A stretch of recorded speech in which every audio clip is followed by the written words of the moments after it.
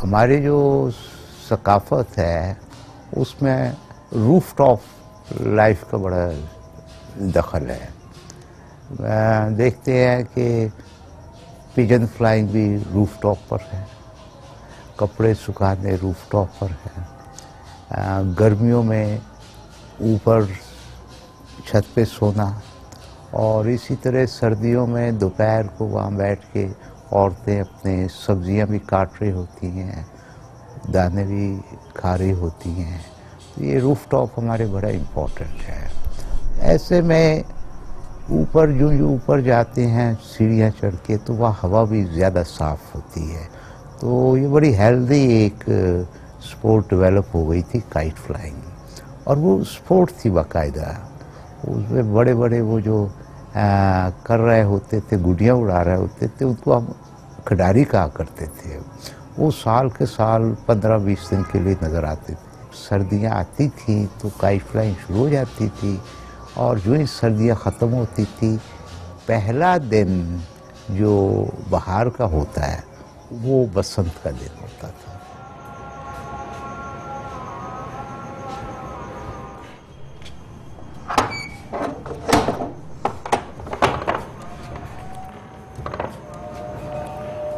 अगर किताबें उठा के देखें तो ये 200 BC से पहले का शौक है पतंगबाजी का, जो डेवलप होते होते फाइटर काइट विद बड़े सगीर में आया, जो हिंदुस्तान और पाकिस्तान में की जाती है।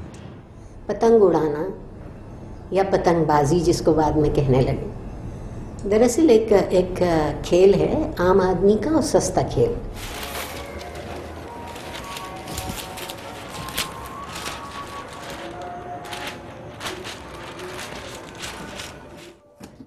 प्रोफेशनल पतंगबाज जो हमारे वक्त में थे वो लोग थे जो खुद पतंग बनाते थे, पतंग उड़ाते थे, पतंग लड़ाते थे, उसके मैचेस होते थे, मुकाबले होते थे।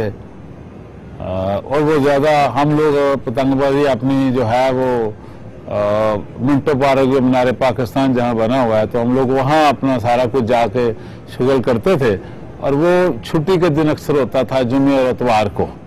जो पतंग उड़ाने वाला है वो बिल्कुल बसंत के दिन पतंग उड़ाना भी जो है ना वो अच्छा नहीं समझता, इस वास्ते कि वहाँ पर इनफरादी मुकाबले होते थे, पता होता था किसकी पतंग है, कौन उड़ा रहा है, कौन बेचा लड़ा रहा है, किसके साथ लड़ा रहा है, और वो पता चलता था। एक दूसरे को अपने हाथ दिखाते थे, अपने दाव दिखाते थे, और फिर कटते भी थे।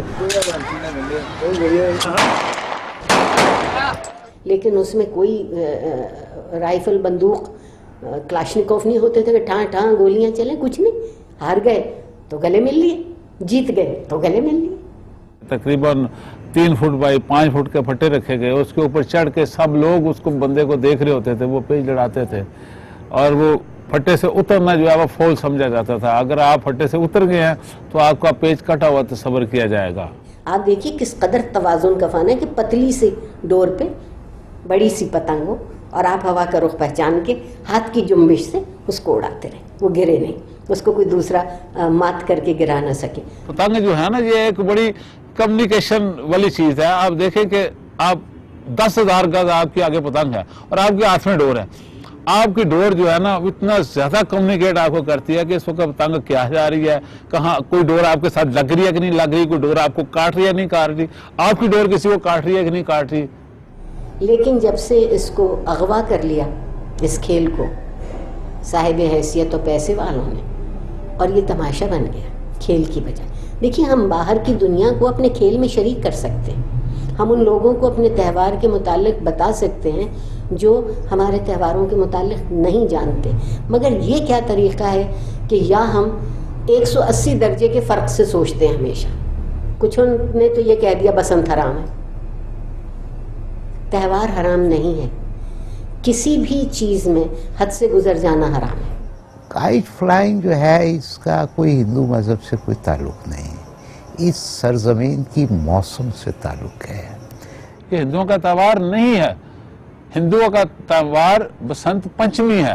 पतंगबाजी जी है उतों चली सी इब्तदाई अपना चाइना तो चलती चलती हाले पूरी दुनिया के फैल चुकी। हुण ये फन बन चुके हैं जी, जी कंस्ट्रक्शन मतलब मैनुफैक्चरिंग है ਜੇ ਪਤੰਗਾਂ ਬਣਾਉਣ ਦਾ ਆਰਟ ਹੈਗਾ, ਹਰ ਮੁਲਕ ਦਾ ਆਪਣਾ ਆਪਣਾ ਆਰਟ ਹੋਗਾ, ਜਾਪਾਨੀਜ਼ ਆਰਟ ਹੋਰ ਹੋਏਗਾ, ਚਾਈਨੀਜ਼ ਹੋਰ ਹੋਏਗਾ, ਪਾਕਿਸਤਾਨੀ ਹੋਰ ਹੋਏਗਾ, ਲੋਕਲ ਇਸ ਤਰ੍ਹਾਂ ਦਾ ਮਤਲਬ ਹੈ ਜੀ ਪਤੰਗ ਜੋ ਪੂਰੀ ਦੁਨੀਆ ਵਿੱਚ ਛਾਈ ਹੋਈ ਹੈ ਤੇ ਸਾਡੇ ਮੁਲਕ 'ਚ ਬੈਨ ਲੱਗ ਗਿਆ।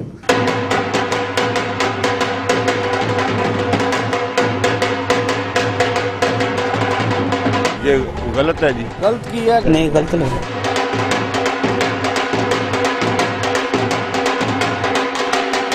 Don't ban it. नहीं ये बहुत बुरा किया है। It's part of our lives, it's part of the culture of this country and they just can't do this.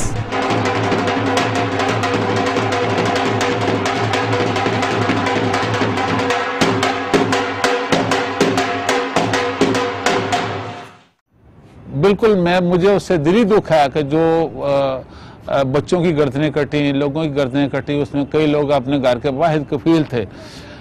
मगर अफसोस इस बात का है कि गवर्नमेंट ने इस बात पर तवज्जो देने के लिए कि इस बात का सबब क्या है, उस बात को ख़त्म कर दिया। If you ride a car, you can have an accident. That doesn't mean that you ban the cars.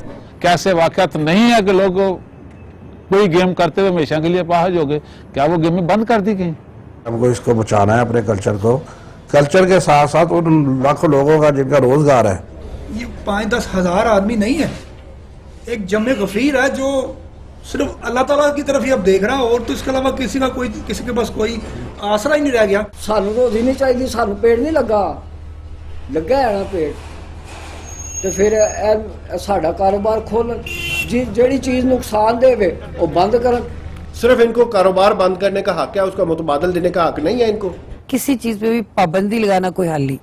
मैं एज ए साइकेट्रिस्ट मैं ये समझती हूँ कि किसी चीज पे भी कोई पाबंदी नहीं लगानी चाहिए, लोगों को लॉजिक से एजुकेट करना चाहिए, और चीज़ों की अवेलेबिलिटी के साथ लोगों को आप ज़्यादा उससे दूर रख सकते हैं। अगर आप जिस चीज़ पे आप पाबंदी लगा देंगे उसका ज़्यादा नेगेटिव साइड ज़्यादा सामने आती है। आप स्ट्रेसफुल हैं, आपके पास बहुत सारे क्लब्स नहीं हैं, बहुत सारी ऐसी जगह नहीं है जहाँ बच्चे नौजवान हमारे जाके खेल सकें, स्विमिंग कर सकें जैसे बाकी सारी दुनिया में है। तो अगर वो कोई भी इजीली कोई गेम कर सकते हैं तो उनकी मेंटल हेल्थ, फिजिकल हेल्थ दोनों के लिए बहुत अच्छा है। आप अगर एक हेल्थी एक्टिविटी को खत्म कर देंगे तो अनहेल्थी एक्टिविटी उससे जन्म लेंगी, और अनहेल्थी एक्टिविटीज ने जन्म लिया, आपने देखा।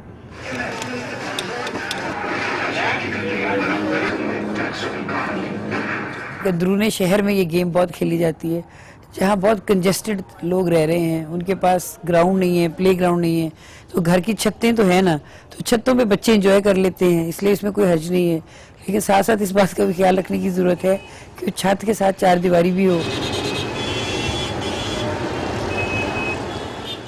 जो डोर आगे जाती है गुड्डी के साथ वो तो नुकसान नहीं करती। अगर गुड्डी के साथ ज़्यादा डोर हो तो वो आस्ता आस्ता चलती है, अगर थोड़ी डोर हो वो संभाल में चढ़ जाती है। जो डोर बैक आती है ना वो नुकसान करती है। जो बाहरी मम्मी डैडी है ना उन्होंने मशीनें रखी हुई है, उसके ऊपर चरखी रखी हुई है, बटन लगाए हुए हैं, जब पतंग काटी जाती है बटन दबाते हैं, तलवार से ज़्यादा तेज डोर निकलती है। जब मोटर से वो डोर खींची जा रही है, जाहिर है बच्चों की गर्दनें भी कटेंगी, मोटरसाइकिलों वाले भी जख्मी होंगे। अगर कानून की बात करें तो मोटर बाइक पे टैंकी में बच्चे को अलाउ नहीं है। कानून के अंदर एक बच्चा भी एक फर्ज है। कानून जो है उसमें क्लियर लिखा हुआ है कि 2 बंदे बैठेंगे, और जो 2 बंदे बैठेंगे वो पीछे सीट के ऊपर बैठेंगे, टैंकी के ऊपर कोई आदमी नहीं बैठेगा। जो मेरे पास कन्वेंस है उसी पे बिठाना और किस पे बिठाना है। बताया मुझे क्या चीज़ खतरनाक नहीं है पाकिस्तान में। खतरा तो हर चीज़ में है, या तो डोर भी नहीं है तो फिर भी बम धमाके हो रहे हैं, फिर क्या करें। एजुकेट करें लोगों को, घर वालों का फर्ज है, मोहल्ले वालों का है। पुलिस पीछे लगा के आप कुछ नहीं कर सकते। हमारे ज़माने में था तालीम और तरबियत, अब जहाँ भी नारा है तालीम तालीम तालीम, तरबियत तो बीच में उड़ी गई है। कानून से ज़्यादा ताकतवर शऊर होता है।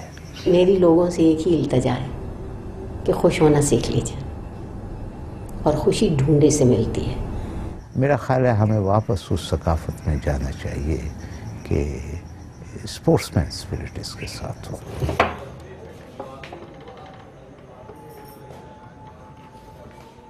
मेरे पास इतने पतंगों का एक कब्रिस्तान बना हुआ है, अंदर कागज का कब्रिस्तान बना हुआ है। डोरों का कब्रिस्तान बना हुआ है अंदर। बस आराम से कभी कभी उनको यादें ताज़ा करने के लिए देख लेते हैं कि ये हैं कि नहीं है।